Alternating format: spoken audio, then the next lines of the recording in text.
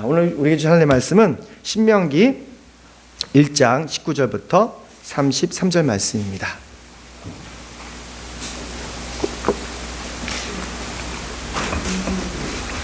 구약성경 신명기 1장 19절에서 33절 말씀 우리 서로 함께 봉독하겠습니다. 구약성경입니다.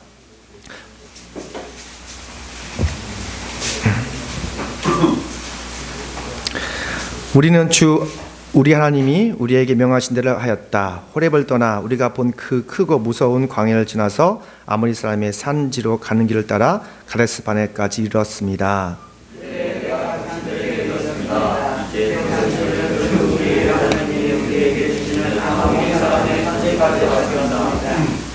보십시오. 주 당신들 하나님이 주신 땅이 당신들 앞에 있습니다. 주 당신들의 조상의 하나님이 당신들에게 말씀하신 대로 올라가서 차지하십시오. 두려워하지도 말고 겁내지도 마십시오.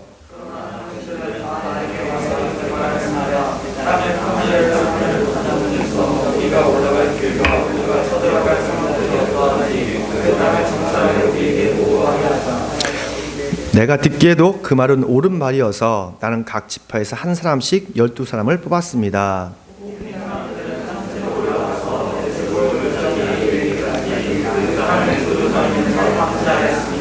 그들은 그 땅에서 난 열매들을 따가지고 내려와서 우리에게 보고하기를 주 우리의 하나님이 우리에게 주신 땅이 좋다고 하였습니다.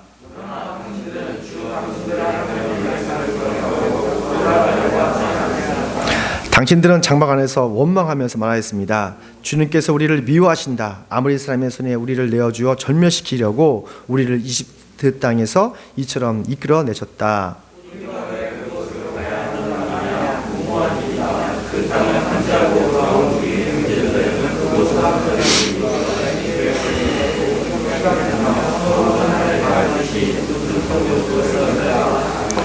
안락자손까지 산다고 하지. 그때 내가 당신들에게 이렇게 말하였습니다. 그들을 무서워하지도 말고 두려워하지도 마시오.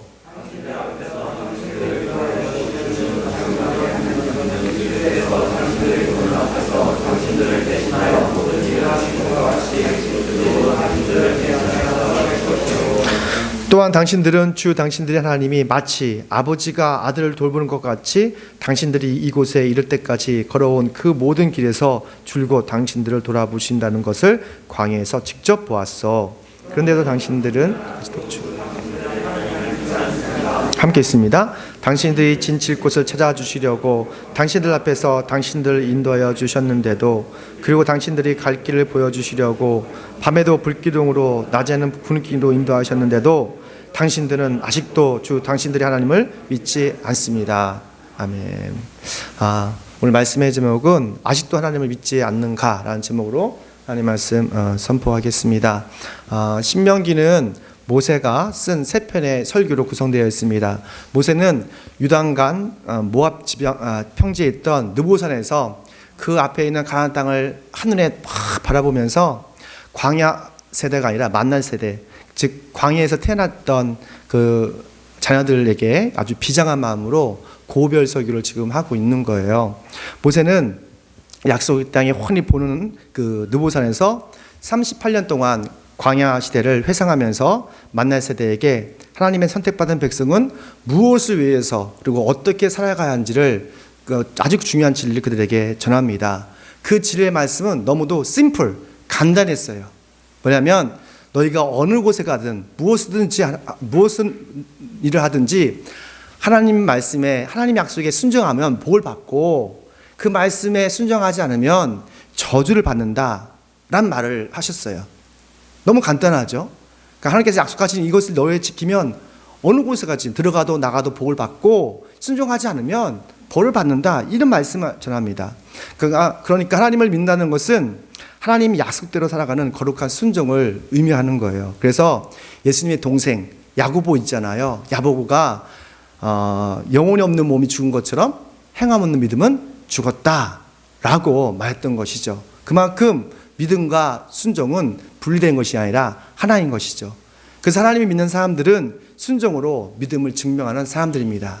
여러분도 말씀에 순종해서 이렇게 나와서 예배를 드리고 있지 않습니까? 그래서 이 거룩한 주일날, 거룩한 공간에서 거룩하게 우리가 예배드리는 것, 어떻게 보면 이것이 우리의 믿음의 순종을 통해서 우리의 믿음을 주님께 드리는 것이죠. 그런데 하나님의 약속을 알지만 불순종하는 사람들이 있어요. 참 하나님의 약속을 몰라서 불순종하는 것이 아니라 하나님의 약속을 알고 듣고 배웠지만 불순종하는 사람들이 있었어요. 아니, 불순종하는 사람들의 특징이 무엇일까? 그리고 모세가 38년 동안 회상을 통해서 불순종하는 사람들의 특징을 살펴보고 우리에게 불순종하는 그런 특징이 있다면 어떻게 우리가 다시 하나님의 약속을 순종하고 그 순종을 통해서 우리가 풍성한 삶을 살 수 있을까? 오늘 말씀을 통해서 한번 살펴보겠습니다. 함께 있습니다. 시작. 불순종하는 사람은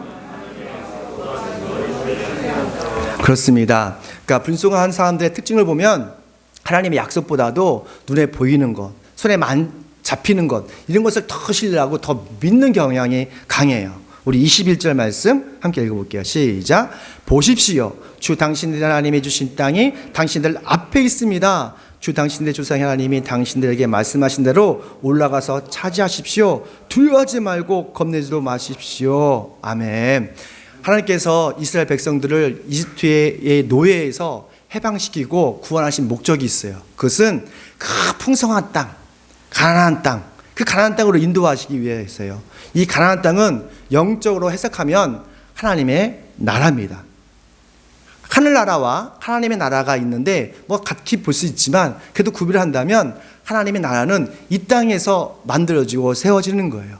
예수님께서 우리를 죄에서 대속하시고 부활하신 목적도 우리를 하나님의 나라에서 살게 하려는 것이에요. 하나님 나라는 여기저기 있는 것이 아니라 바로 여러분의 마음속에 있는 거예요.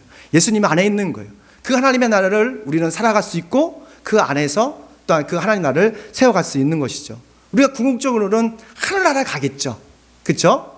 하늘나라에 가겠지만 이 땅에서는 우리가 하나님 나라를 우리가 세워가고 그 안에서 살아가는 겁니다. 모세가 이끌었던 이스라엘 백성들이 그 산만 넘으면 됐어요. 이 산만 넘어가서 약속의 땅에 들어가기만 하면 됐어요. 근데 그 이스라엘 백성들은 들어가지 않습니다. 왜냐하면 그들 마음속에 낯선 땅이기 때문에 두려운 마음이 있었던 것 같아요. 그래서 오늘 말씀 보니까 하나님께서 그 백성들에게 두려워하지 마, 겁내지 마, 내가 너희와 항상 함께 하겠다 라는 위로의 말씀을 하셨어요. 그럼에도 불구하고 하나님의 약속을 지금 백성들은 들었어요. 그리고 알고 있었어요. 그러나 그 산을 넘어가지 않았어요. 왜 그럴까요?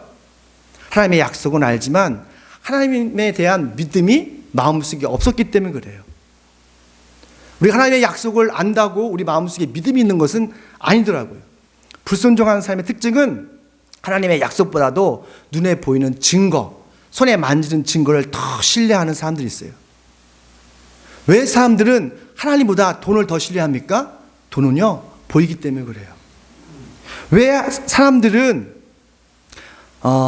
하나님보다 더 우상을 더 좋아합니까? 우리 주변에 많은 우상들이 보이거든요. 만져지거든요. 우상은 형상이잖아요. 근데 우리 하나님은 형상을 만들지 말라고 하셨어요.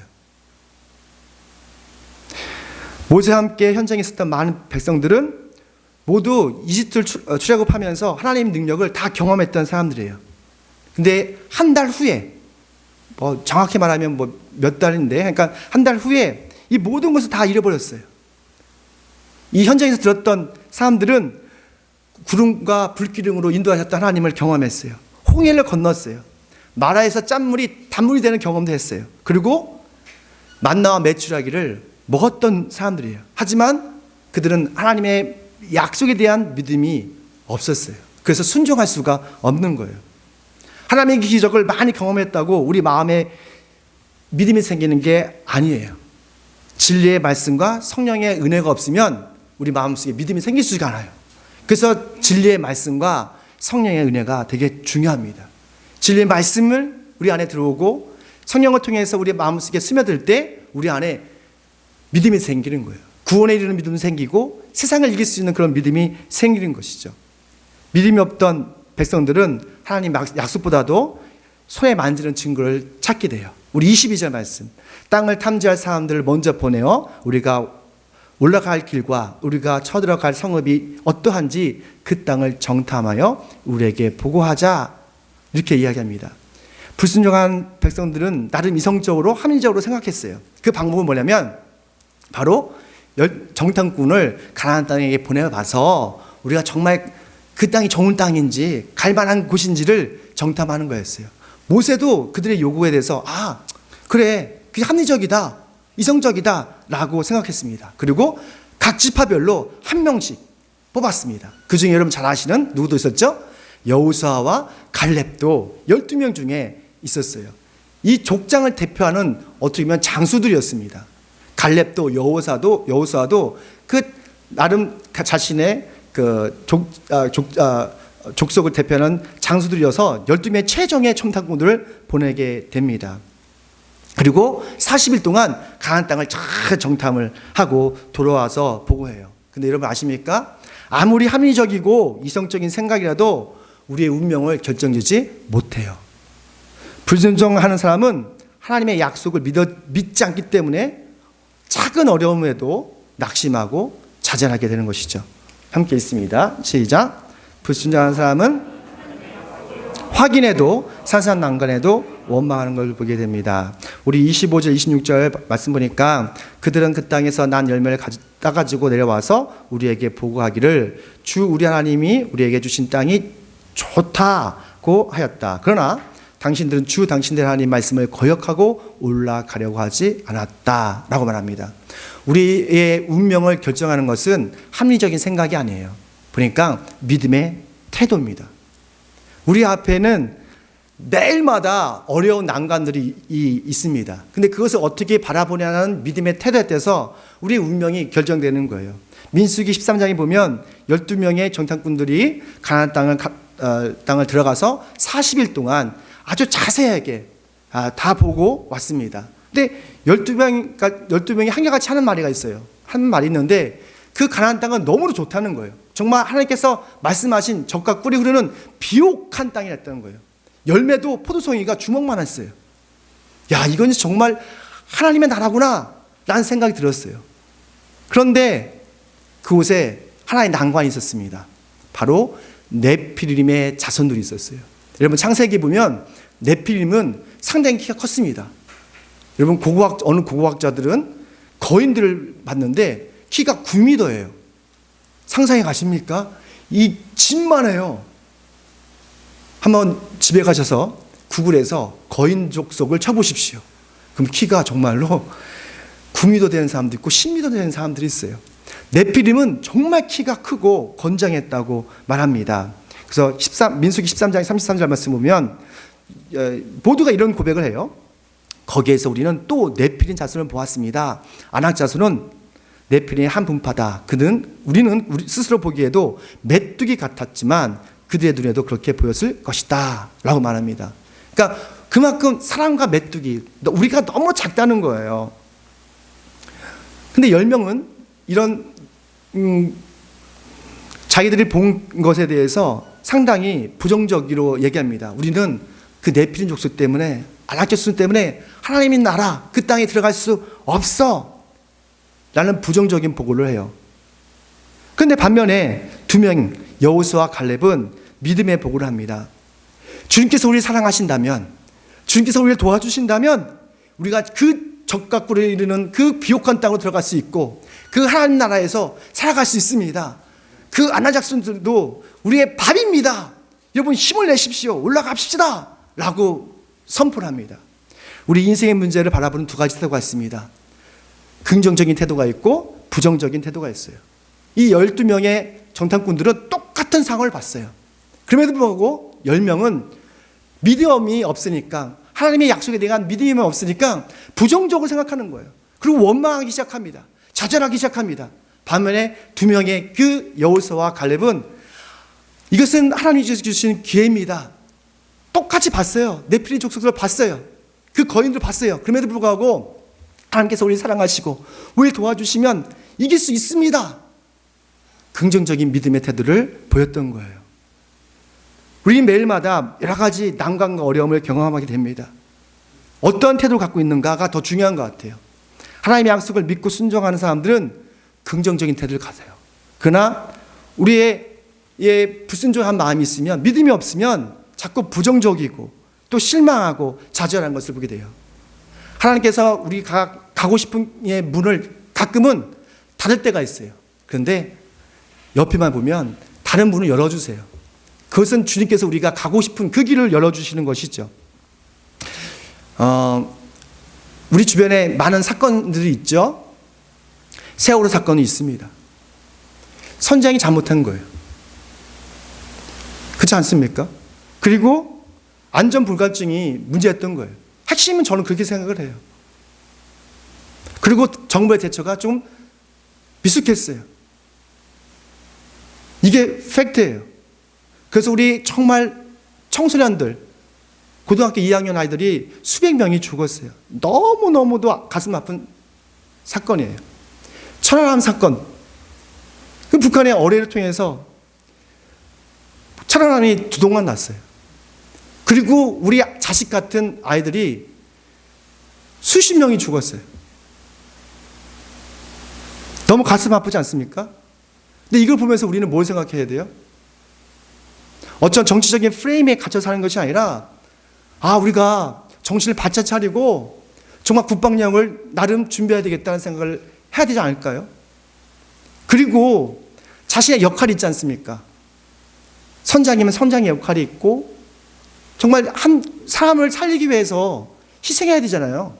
자신의 역할을 정말 자신을 잘해야 되겠다. 안전을 다시 한번 우리 국가의 안전을 위해서 좀 다시 한번 생각해 봐야겠다. 이런 생각이 들지 않을까요?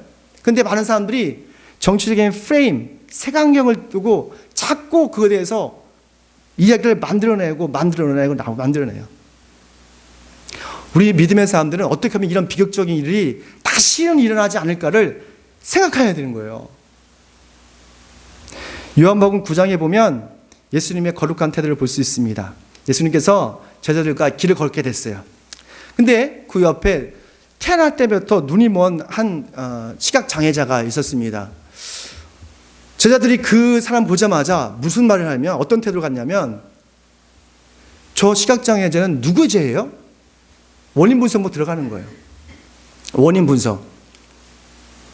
아버지, 어머니의 죄입니까? 아니면 저 사람의 죄입니까? 이런 말을 해요.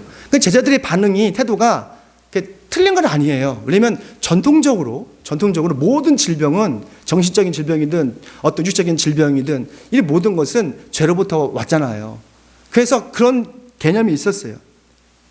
그래서 그게 누구의 죄 때문이라고 분석하는 거예요.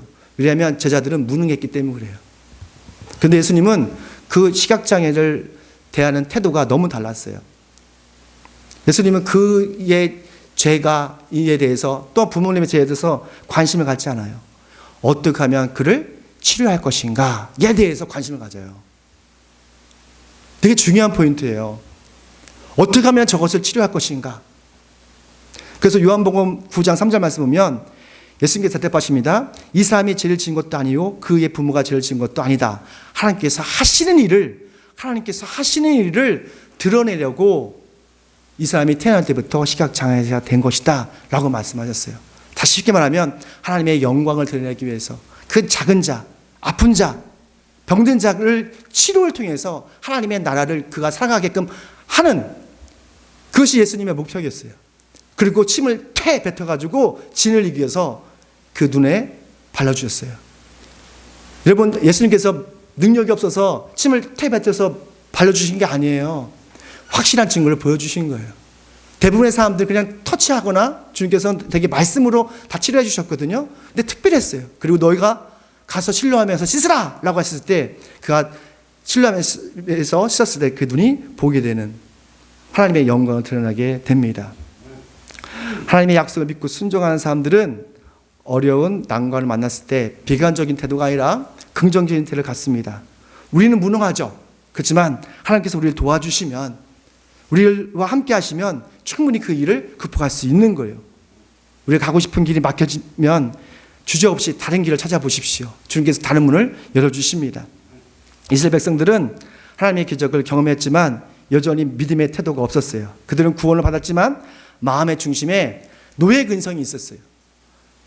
우리도 그렇지 않습니까? 우리 교회 10년, 20년, 30년 평생 다녀도 자꾸 우리 안에 믿음이 없어요.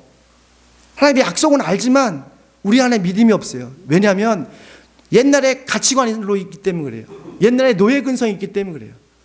이스라엘 백성들이 다 그랬어요. 교회 다니면서 술을 즐기는 사람들이 있어요. 심지어 술 먹고 운전하다가 사람을 쳐서 죽이는 경우도 있어요. 이번에 대만의 어떤 여자 청년이 한국에 와서 죽었어요. 교통사고 나서. 알고 봤더니 음주운전하는 우리 청년에 의해서 죽었더라고요. 어떤 사람은 예수를 믿다면서도 성적으로 음란한 사람들이 있습니다. 어떤 사람은 예수를 믿다면서 거짓말과 욕을 입을 달고 사는 사람들이 있어요. 저주하는 사람들이 있어요. 하나님의 기적을 경험했지만 아직도 노예의 근성이 있기 때문에 그래요. 그러니까 가치관과 세관이 바뀌지 않았기 때문에 그래요. 예수의 정신이 없기 때문에 그래요. 교리는 있는데 예수의 정신이 없는 거예요. 어떻게 우리의 이 노예의 근성을 우리가 해결할 수 있을까? 이곳에서 어떻게 해방될 수 있을까? 바로 진리의 말씀입니다. 진리의 말씀과 성령의 은혜가 필요한 거예요. 로마서 8장 2절 말씀 보니까 그리스도 예수 안에서 생명을 누리게 하는 성령의 법이 당신을 죄와 죽음의 법에서 해방하여 주었기 때문입니다. 라고 말합니다. 성령의 법이 죄와 사망에서 죄의 근성까지도 해결해 주신다는 거예요. 디모데전서 4장 5절 말씀에 모든 것은 하나님의 말씀과 기도로 거룩해집니다. 할렐루야.